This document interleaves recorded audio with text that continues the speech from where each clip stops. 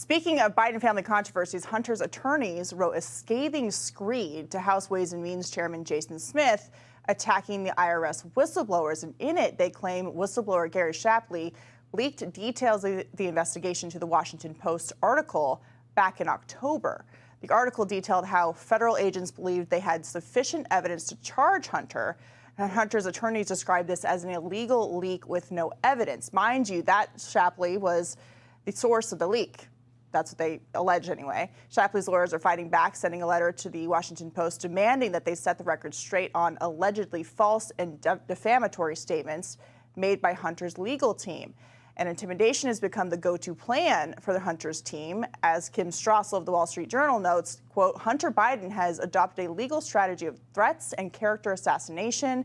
The real targets of Hunter's lawyers were the whistleblowers themselves, and the letter is filled with inaccuracy and innuendo. So joining me now to discuss more of this and the details is Jason Foster, the attorney for IRS whistleblower Gary Shapley. So Jason, Fox Digital reached out on Wednesday to a representative for the Washington Post, asking them, why are you accusing your client of being this source of what they say is an illegal leak, and they don't want to comment on their sourcing. So what's your next course of action if they won't admit that your client isn't the leaker?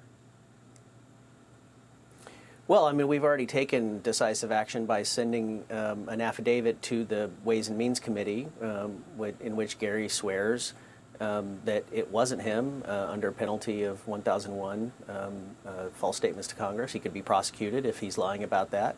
And we've challenged the Washington Post. We've released them. If they want to release any communications directly or indirectly with Gary and anyone at the Washington Post, they are free to do so. But they're not going to do that because they want to hide behind the statement, well, we don't comment on sourcing.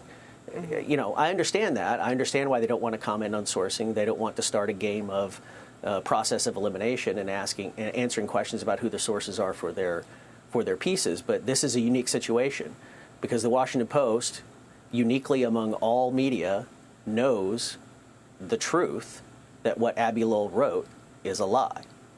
So in terms of what the Washington Post is refusing to do here, essentially they're helping the Biden team, the Hunter Biden team, intimidate your client by not saying that he's not the leaker.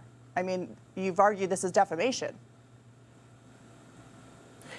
Exactly. I mean, they're essentially, but their silence makes them complicit in a plan by the Biden legal team to plant, this retaliatory accusation against folks who are blowing the whistle on the special treatment that was given to the president's son in a criminal investigation.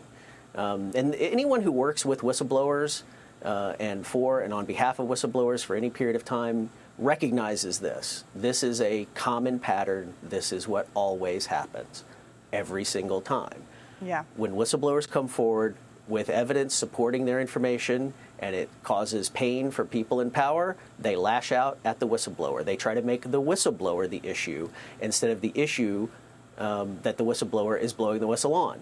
And here we have Gary Shapley, and his credibility really doesn't even matter because he's brought documents and evidence, and the inspectors general at the Justice Department and for the IRS will be able to get mountains more of evidence because what he's saying is true, and there will be tons of corroborating evidence to back it up.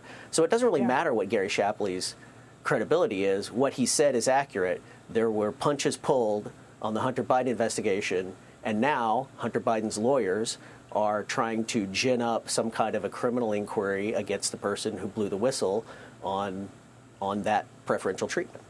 Well, and Mr. Shapley's claims have been corroborated by other whistleblowers as well. So his credibility is certainly been bolstered by other people who have similar information about what went on here. But in terms of the legality here, I mean, it is illegal for retaliation against someone who is a whistleblower who has protections from Congress for whoever they're working for to lash out against them. But it seems like a tactic that the Hunter Biden lawyers are using in a roundabout way to go after someone who is legally protected as a whistleblower through that process. And it's not that your client's just working with Republicans. You're also working with Democrats in the Senate to get to the bottom of what happened here. That's absolutely right, and it was Gary Shapley's insistence from the very beginning that he would make he's not afraid of being cross-examined by both sides. He wants to be cross-examined by both sides. He insisted that this be a bipartisan process, and that's what we've done. And even before going to Congress, he went to the DOJ Inspector General, and they had been investigating this for some time before even any of this went public. So, and you can see the reason that they're doing this is just to distract, to make Gary the issue instead of dealing with the issues that they're on their heels now. I mean, Mr. Weiss, the U.S. Attorney in Delaware, recently sent a letter up to Capitol Hill that essentially changed his tune and practically admits everything that Gary has been saying. That letter that he sent up, right. He basically says, yeah, I can't charge outside of Delaware. That's exactly what Gary said. I needed permission of the U.S. attorneys in D.C. or California.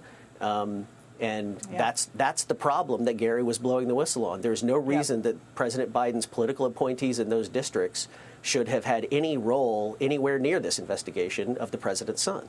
And they did. And yet they did. And there was a sweetheart deal that was cut, and we'll see where that goes from here. Certainly there's a lot to unpack, and we look forward to what your client has to say in the future. Thank you so much, Jason. Hey, Sean Hannity here. Hey, click here to subscribe to Fox News YouTube page and catch our hottest interviews and most compelling analysis. You will not get it anywhere else.